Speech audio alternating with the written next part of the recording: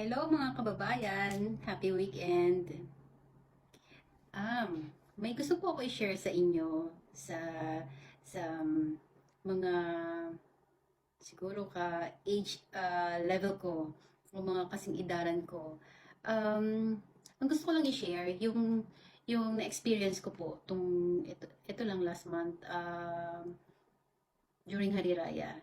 Um, Kasi dito, pag kulang kami sa tao, kami ang nagko-cover sa kanila. Kami yung gumagawa ng ginagawa nila o trabaho nila. Akala ko kasi, nung una, may COVID ako. Akala ko positive ako. Sobrang antindi ng sakit ng ulo ko. Siguro sa isang araw, nakaka 6 to 8 tablet ako ng Panadol. Pero hindi po siya nagsasubside. Magsasubside lang siya pag kumain po ako ng dark chocolate. Ayan, medyo mawawala siya ng mga 1 oras o 2 oras. Tapos, pabalik din siya. Sobrang tindi po. Pati yung, parang yung facial muscle mo hindi din relax. Tapos yung buong shoulder mo masakit. Tapos, ang fever ko po, hindi bumababa ng 38. Tapos, siguro 3 days na po talagang iba yung paghinga ko, hirap ako huminga. Tapos 3 step lang talagang parang ang feeling po niya yung talagang ini-squeeze po yung likod mo at saka yung dibdib mo parang ginaganyan. Oh, ganun yung nararamdaman ko noon. Tapos nung April 25, talagang matindi na siya nung umuwi ako. Habang naglalakad ako dito pa uwi, talagang para akong gagapang na talaga. Ah, Hinang-hina ako, hindi ko mahakbang yung paa ko. Tapos hihinto ako, tapos lalakad uli hanggang sa nakauwi ako dito. Tapos nung nakauwi na ako dito, nakita ko sarili ko. Ang puti ko talaga. First time ko nakita yung sarili ko na yung, alam niyo po yung kumain kayo ng tuyo na may suka, sinawsaw niyo sa suka na namuti yung lips ninyo, parang ganun. Um, Talagang puti ko po. Hindi ko, ah, para kang nakakita ng patay na talaga. Tapos basang-basa ako ng pawis na hindi ako makahinga. So, akala ko talaga positive ako. So, ang ginawa ko, hindi pa po kasi ako nagka-COVID na po ako noong 2020, 21. Pero ang symptoms ko noon wala akong pang-amoy. Pero wala akong fever o hindi ako nawala ng gana. Mas ginanahan pa ako nag-positive ako eh. Pero wala lang ako talagang pang-amoy at panlasa. Tapos, so nung naligo po ako, pagkaligo ko, nag-test ako, baka positive nga ako. Kasi dito sa bahay, nire-required. Once a week mag-test ka dahil nga sa healthcare ako nagtatrabaho sa clinics.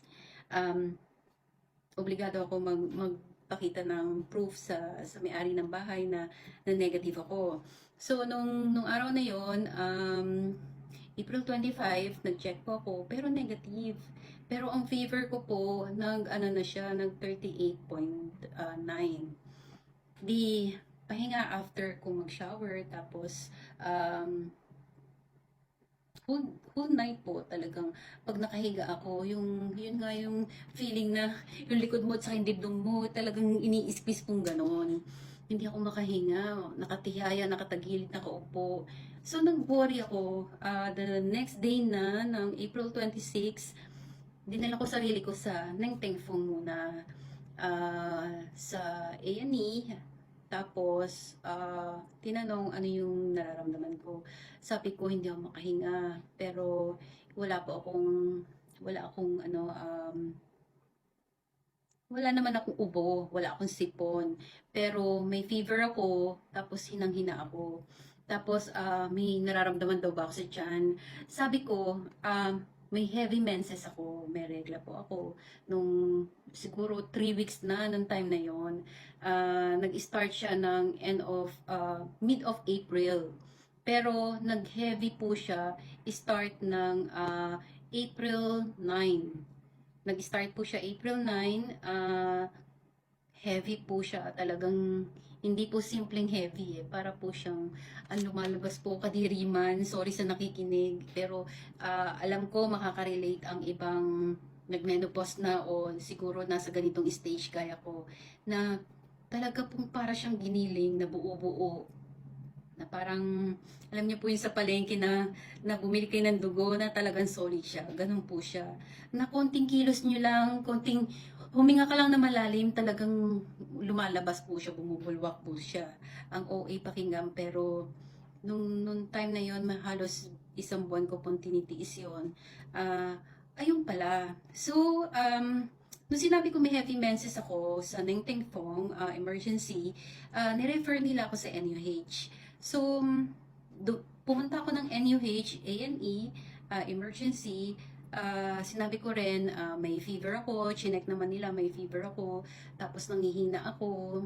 Tapos, dito kasi sa Singapore, i-key-in lang nila yung PIN number mo, makikita na yung history mo, medical history mo. Since sa NUH, meron ako record, nag-work ako doon at meron ako mga check-up doon, nakita nila yung history ko, na meron nga ako na yun na yung premenopausal na history. So, ang cause pala ng panghihina ko, nawalan po ako, bumagsak po yung potassium ko dahil ang assessment po sa akin ng NUH sa A&E is menorrhagia. Menorrhagia is excessive or heavy bleeding due to menstruation. Yun yun. So, ang ginawa po nila, sinuggest po nila na i-blood transfusion ako dahil ang normal pala, pag ang normal period mo lang makaka 4 to 6 pads ka whole day.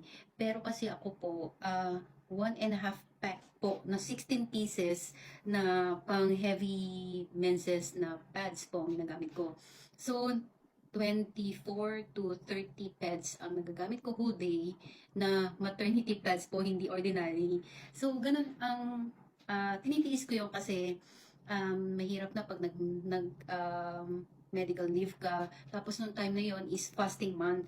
So, ang daming local or staff ko na hindi pumapasok kasi nagpa-fasting sila, mga nag-MC po sila, hindi nag-report sa work. So, kami as operation manager, kailangan mag-duty kami at mag-cover para sa kanila.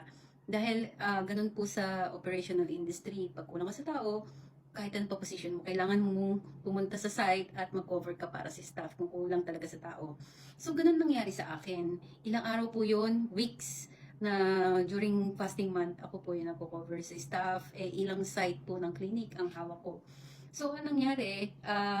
Kakatiis ko, dinadaan ko lang sa Panadol or pain reliever yung nararamdaman ko. Kung masakit man yung balakang ko o masakit ang ulo ko, nag-ibuprofen lang ako. Tapos, nung sa A&E, napagalitan pa ako hindi naman napagalitan, napagsabihan na lang ako na, alam mo ba, yung oxygen level mo sa system mo, through blood, bumaba na.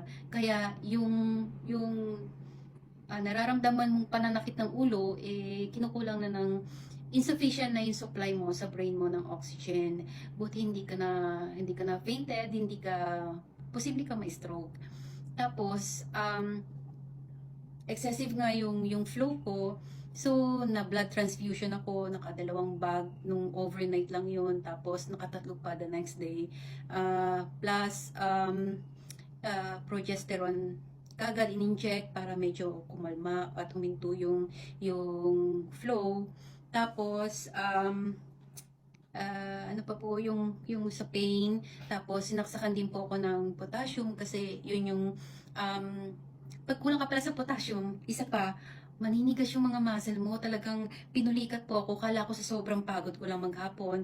Mula 8 a.m. naka-duty ako hanggang 9 p.m. Ayun, akala ko namumulikat ako dahil sa pagod lang. Ayun pala, pag mababa ang potassium mo, talagang baksak po yung sa akin eh. Ganun ang mangyayari sa'yo. Ganun pala yung pag mababa yung oxygen mo at nauubusan ka ng dugo, babaksak ang hemoglobin level mo, tapos potassium din.